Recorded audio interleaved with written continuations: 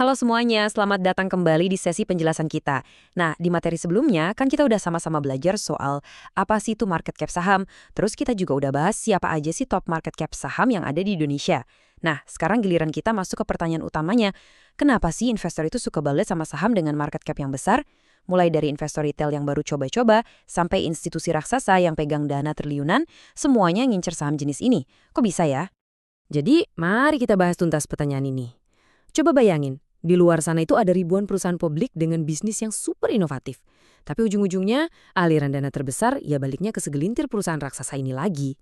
Apa sih rahasianya sama mereka punya daya tarik yang sebegitu kuatnya? Jawabannya sebenarnya bisa kita ringkas ke dalam 3 pilar utama nih. Pertama, stabilitas. Bisnis mereka ini ibarat karang, susah banget goyah sama fluktuasi ekonomi sesaat. Kedua, dividen. Mereka ini rajin banget bagi-bagi keuntungan tunai. Dan yang ketiga, likuiditas. Pasar buat saham mereka tuh sangat aktif, jadi gampang banget buat dicairin. 3 hal inilah yang bikin mereka jadi fondasi emas buat investasi jangka panjang. Oke, kita masuk ke poin pertama dulu ya, tentang daya tarik utama saham raksasa ini. Di dunia saham, kita selalu dihadapkan sama yang namanya pertukaran atau peluang. Di satu sisi, ada saham lapis 2 atau 3 yang pergerakannya kayak roller coaster. Bisa naik cepet banget kayak roket, tapi risikonya ampun-ampunan. Nah, di sisi lain, saham large cap ini bertindak sebagai jangkar. Emang sih pergerakannya agak lambat, tapi super stabil dan volatilitasnya sangat rendah. Para pemodal besar tuh suka banget sama saham raksasa ini karena satu hal yang simple banget, bikin tidur nyenyak, uang tetap aman dan kita nggak perlu tiap menit deg-degan ngecek portofolio. Selanjutnya, mari kita lihat gimana saham-saham ini bisa jadi benteng yang kuat banget di saat krisis melanda. Saham berkapitalisasi besar, khususnya yang ada di sektor defensif, itu punya semacam senjata rahasia. Mereka punya kekuatan nentuin harga, dan permintaannya tuh inelastis. Maksudnya gimana tuh? Gini, kalau inflasi lagi naik tajam, bahan baku pada mahal, perusahaan raksasa ini bisa santai aja naikin harga produk mereka. Dan tebak, konsumen tetap aja beli. Mau ekonomi lagi meroket atau lagi resesi parah, orang kan tetap butuh mandi, butuh makan, butuh obat, betul nggak? Penjualan mereka nggak akan tiba-tiba nyungsep cuma karena ekonomi lagi lesu. Coba deh kalian pikirin, raksasa-raksasa barang konsumsi atau kesehatan yang ada di Indonesia. Misalnya Unilever, Indofood CBP atau Kalbe Farma. Produk-produk mereka tuh udah nempel banget sama keseharian kita. Bahkan waktu kondisi pasar lagi panik-paniknya, rak-rak di minimarket kan tetap aja harus diisi sama produk mereka. Nah, pendapatan yang super konsisten inilah yang bikin portofolio kita nggak gampang tersapu ombak saat pasar lagi merah-merahnya. Nah, bagian berikutnya, ini yang paling ditunggu-tunggu banyak orang. Saham raksasa sebagai mesin penghasil dividen rutin. Ini nih yang bikin makin menarik. Perusahaan raksasa ini nggak cuma sekedar nahan nilai uang kalian biar nggak turun. Sebenarnya, mereka ini mesin pencetak uang tunai yang sangat agresif loh. Kenapa? Karena mereka rutin ngebagiin sebagian dari laba bersihnya buat kita-kita ini, para pemegang saham. Nah, kalau kalian jeli, kalian bisa manfaatin strategi yang namanya Dividend Reinvestment Plan. Jadi, uang dividen yang kalian dapat langsung diputar lagi buat beli saham tambahan di perusahaan yang sama. Secara nggak sadar, kalian lagi nyiptain efek bola salju atau compounding, di mana uang kalian membesar secara eksponensial seiring berjalannya waktu. Biar kebayang seberapa ngerik sih efek compounding ini di dunia nyata, coba kita lihat satu angka fantastis ini. Coba kalian bayangin skenario ini ya. Anggaplah kalian disiplin nyisihin uang 2 juta rupiah aja tiap bulan. Angka yang masih cukup masuk akal kan? Terus, uang itu kalian investasikan rutin ke saham blue chip raksasa yang ngasih rata-rata keuntungan katakanlah 10% per tahun. Coba tebak, dalam waktu 30 tahun uang itu nggak cuma numpuk loh, tapi bergulung gila-gilaan sampai nembus 3,8 miliar rupiah.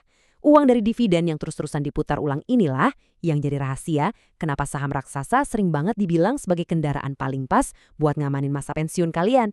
Selanjutnya, mari kita bahas soal fleksibilitas yang mereka tawarkan berkat likuiditasnya yang luar biasa tinggi. Gini, salah satu ketakutan terbesar orang pas investasikan, gimana kalau tiba-tiba butuh uang darurat, tapi asetnya susah dicairin? Nah, disinilah saham large cap ini jadi penyelamat. Karena saham mereka ini ibarat barang laris manis yang ditransaksiin setiap detiknya, kedalaman pasarnya itu luas banget. Kalian mau jual atau beli kapan aja, gampang. Bahkan nih, buat investor institusi yang mau mindahin uang triliunan rupiah pun, mereka bisa masuk dan keluar pasar saat itu juga, tanpa takut bikin harga sahamnya hancur berantakan. Intinya, uang kalian nggak akan pernah terjebak. Tapi tentu aja, di balik semua kelebihan tadi, kita harus ngomongin juga soal batas pertumbuhannya. Ada satu hal penting yang harus kalian tahu. Sebagai investor yang cerdas, kita harus lihat gambar besarnya. Ada satu prinsip ekonomi yang namanya hukum angka besar. Secara logika, prinsip ini ngejelasin kenapa bank nasional raksasa yang valuasinya udah ratusan triliun itu nyaris mustahil bisa melipat gandakan ukurannya cuma dalam semalam. Nggak kayak perusahaan startup kecil. Semakin raksasa ukuran suatu perusahaan, ibarat kapal pesiar besar, pergerakannya pasti lebih lambat. Ruang mereka buat nyetak persentase pertumbuhan yang gila-gilaan itu otomatis semakin sempit. Nah, kondisi ini nyiptain apa yang sering kita sebut sebagai biaya peluang, apalagi pas pasar lagi naik-naiknya nih. Di saat saham-saham agresif yang lebih kecil lagi terbang puluhan persen dalam hitungan hari, saham raksasa ini mungkin cuma merangkak naik pelan-pelan sekitar 3-5% aja. Kadang emang bikin gemes sih liatnya, tapi ingat, pertumbuhan yang agak lambat tapi konsisten ini adalah harga yang pantas banget kita bayar demi dapetin stabilitas portofolio yang aman. Pertanyaannya sekarang, gimana kita bisa ngegunain info ini buat ngeracik strategi portofolio kita sendiri? Kenalin nih, pendekatan core satellite. Lewat strategi ini, kalian bisa taruh porsi yang lumayan besar, sekitar 70% dari uang kalian, di saham-saham raksasa yang stabil ini sebagai inti atau core. Anggap aja porsi 70% ini sebagai kapal induk pelindung modal utama kalian. Jadi, mau di luar sana badai ekonomi seburuk apapun, kapal induk kalian bakal tetap kokoh. Terus sisa 30%-nya dikemanain? Nah, porsi ini baru deh kalian jadiin kapal-kapal kecil alias satelit yang gesit. Disinilah area bermain kalian. Kalian bisa ngambil resiko yang lebih terukur buat ngejar keuntungan tinggi di saham-saham yang lebih kecil. Logikanya cakep banget kan?